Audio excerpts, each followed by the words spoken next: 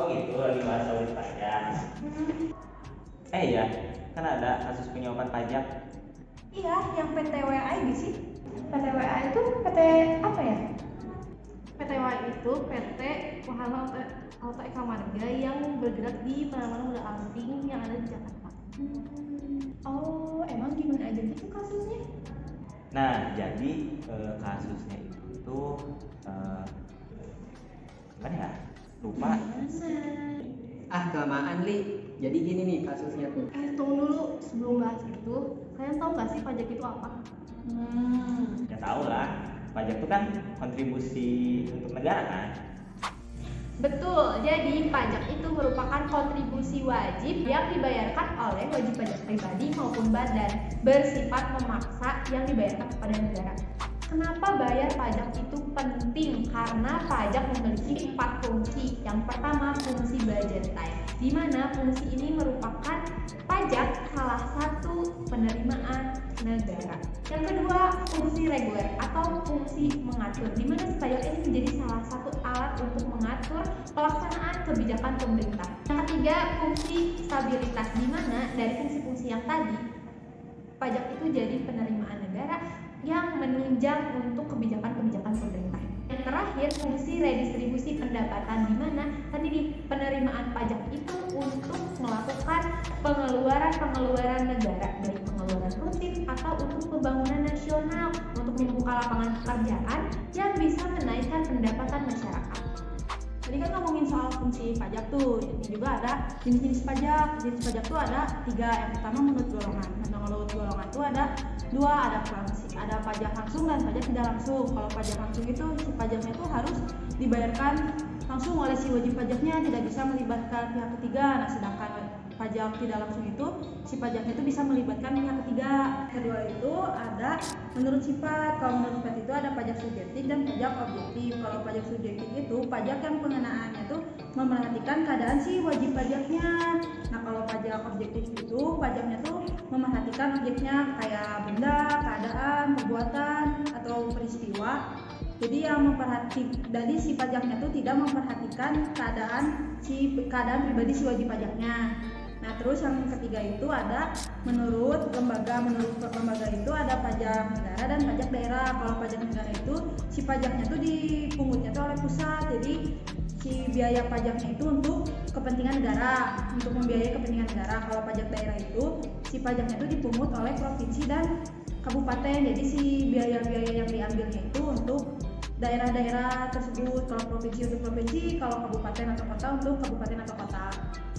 Nah, tentu pajak juga punya jenis pemeriksaan. Yang pertama ada pemeriksaan lapangan. Di sini itu si pemeriksaan itu dilakukan di tempat tinggal si wajib pajaknya atau di rumah atau di tempat usahanya. Yang kedua, pemeriksaan kantor. Di sini itu pemeriksaannya dilakukan di kantor Dirjen Pajaknya. Nah, selain itu juga ada alur pemeriksaan pajak. Yang pertama itu ada penugasan persetujuan atau instruksi pemeriksaan. Yang kedua ada perencanaan pemeriksaan dan audit program. Yang ketiga ada penerbitan SP2 dan pemberitahuan kepada wajib pajak. Yang keempat ada peminjaman dokumen, dan yang kelima ada pelaksanaan pengujian dengan metode dan teknik pemeriksaan. Yang keenam ada pemberitahuan hasil pemeriksaan. Yang ketujuh ada pembahasan hak akhir dengan wajib pajak. Yang kedelapan ada pembahasan dengan tim QA. Yang kesembilan ada berita acara hasil pemeriksaan akhir. Yang ke-10 ada laporan hasil pemeriksaan. Yang ke-11 ada nota hitung, dan yang terakhir ada surat ketetapan pajak.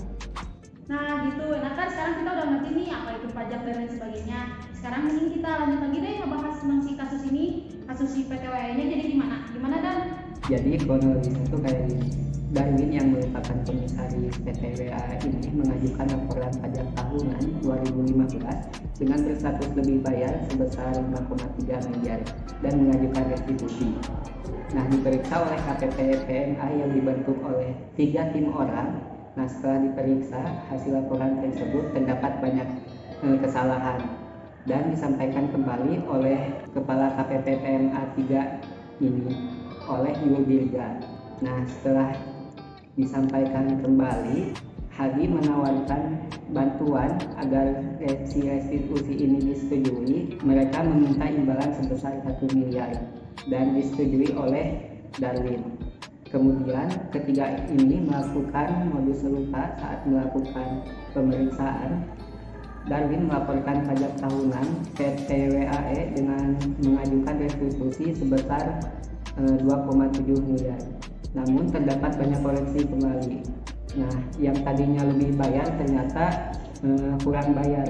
Nah, si Hadi ini menawarkan bantuan lagi dengan imbalan 1 miliar. Namun si Darwin ini tidak langsung disetujui dan mengajak negosiasi. Nah, dari negosiasi ini disepakati imbalan sebesar 800 juta. Setelah sepakat, terbitlah surat ketetapan pajak lebih bayar. Ih, parah ya. Terus emang gimana lagi? Ya parah banget ya. Terus kalau nggak salah si komisaris di PT WAE itu, kalau nggak salah namanya Pak Darwin kan. Si Pak Darwin itu cuma divonis 3 tahun penjara, dendanya itu 200 juta. Tapi dia juga kena subsidinya itu cuma 4 bulan kurungan. Nah, Pak Darwin ini juga ketahuan tuh kalau dia tuh terbukti lah menyuap si 4 orang pegawai di Dijen Pajak. Nah, si 4 orang ini tuh dapatnya itu kalau nggak salah kurang lebih 1,8 miliar. Lalu ada juga mantan kepala si KPP-nya, kalau nggak salah namanya siapa ya? Payul. Nah, betul, Payul Dirga. Payul Dirga itu cuma divonisnya 6,5 tahun penjara.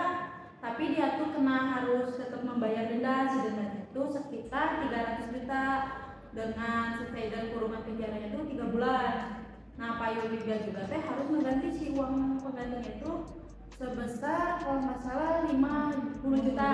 Benar, 50 juta sama subsidinya tuh 2 tahun penjara kalau si Payul Dirga itu. Nah, setelah itu kalau nggak salah ada juga kan pegawai Dijen Pajaknya. Ada siapa aja sih pegawai Dijen Pajak itu? Yang pertama itu ada Pak Hadi. Nah, di sini itu dia dapat kurungan penjara selama 3 tahun dan kena denda 200 juta. Yang kedua ada si ketua timnya yaitu Pak Jumari dengan 3 tahun penjara dan denda 200 juta juga dengan 1 bulan subsidiar kurungan. Dan yang terakhir si bawahannya itu si Muhammad Naim Fahmi, dia dituntut 6 tahun penjara dengan denda 250 juta dan subsidiar 3 bulan kurungan. Oh, nah berarti mereka tuh melanggar prinsip-prinsip etika akuntan dong.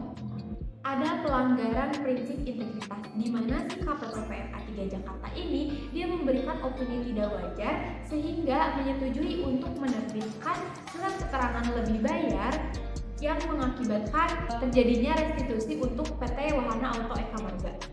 Terus pelanggaran prinsip objektivitas. Meskipun si KPPMA 3 Jakarta ini dia memeriksa dokumen dan catatan-catatan PT WAE, tetapi pemerintah tidak menerapkannya. Jadi pemerintah itu langsung percaya kepada KPPMA dan tidak memeriksanya secara langsung. Terus mereka juga melanggar prinsip kompetensi dan kehati-hatian di mana si KPPMA 3 Jakarta ini dia tergiur sama uang yang ditawarkan oleh PT WAE sehingga KPPMA 3 memberikan surat lebih bayar untuk menyetujui restitusi kepada PT WAE.